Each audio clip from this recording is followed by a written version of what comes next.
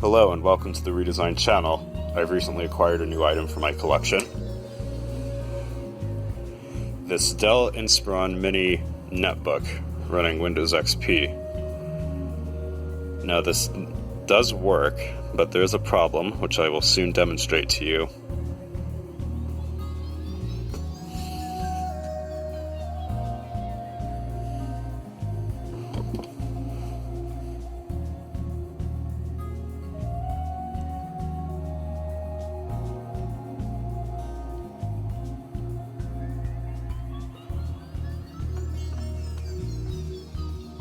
There we go. And as you may have been able to tell there, the problem is that this thing is slow as heck.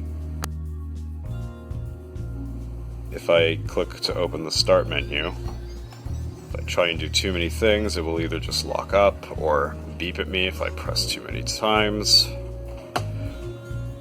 But just take my word for it that it's pretty slow. Sorry about the light there. So in this video I'm going to upgrade the SSD in this with a faster, more modern SSD and hopefully give this thing a much needed speed and storage increase, as I shall now demonstrate. Swapping or upgrading the SSD in this computer is easier than the memory, believe it or not. It starts with these 3 screws right here.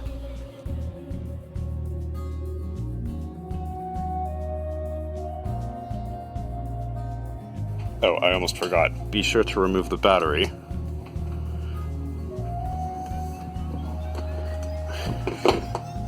And then flip it back over, open the screen, and now we need a flat head bit or something flat because the SSD is under the keyboard. Right in the center is the easiest. But you just want to gently pull up until it pops off. Then right here there's a little locking connector for the keyboard. You'll need to detach that and then pull the connector out. And now right here you can see the SSD, or in some models I believe this was a hard drive. In any case, there's just a single screw here holding in the hard drive bracket. Here we go.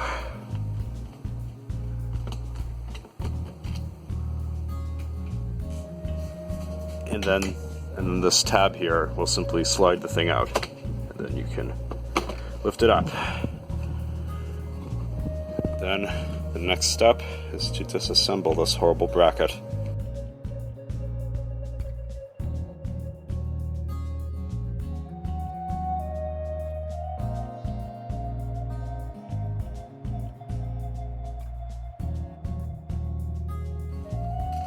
And with that, the bracket should just come off. Now you can see the original SSD, or what I presume is the original. It's a 16 gigabyte Samsung from 2009. Don't need that anymore. And instead, this is what I will be replacing it with. Just a standard Western Digital green 240 gigabyte drive.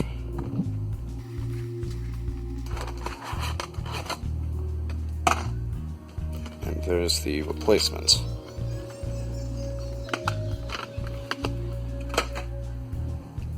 Just a standard SSD as far as I'm concerned. So what I'm going to do now is put this back in the bracket and hopefully restart the computer. Alright, so I don't know what happened to the footage of me screwing this thing into the bracket, but here it is. It's just a simple bracket that you commonly see on older laptops. And now it's time to slide this back into the computer. Just push it forward until it clicks or latches, something like that.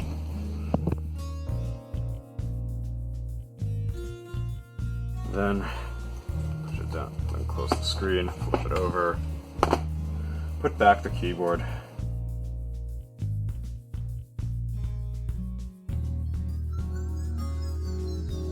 And with that, we are done with the upgrade. So if I put back the battery,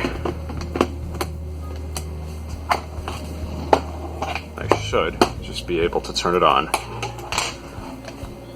Alright, it's now for the moment of truth. Does it recognize the drive? I'm going to just turn it on and enter the BIOS. Oh, and I also have this external drive with Windows XP on it, so we can install it. Anyways. Oh, yeah, it sees the drive. That's good. That's pretty good. So I guess we can go. So just go to CD and boot from that. Or not. It's not a bootloader. Alright, and we're off and loading the setup here, which I won't be showing because I'm sure you've seen a Windows XP install before, know how it goes. So I'll just leave this to myself for a moment.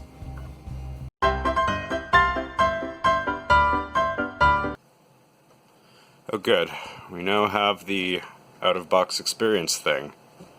Unfortunately, since there's no sound drivers, we won't get any of that fancy music, but I guess that's what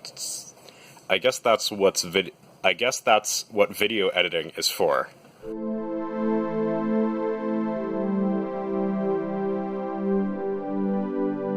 And there we go.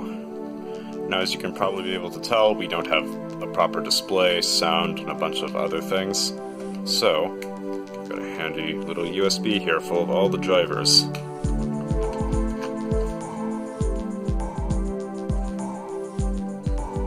And I can tell just from opening that right there, it is already so much faster than the old thing ever was. Alright. And now I'm going to install the drivers, which again, I won't be showing you because, well, who hasn't installed a driver before? I'll be back in just a minute.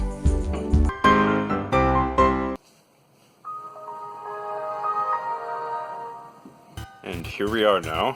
All the drivers have been installed, and this thing is running better than it ever has.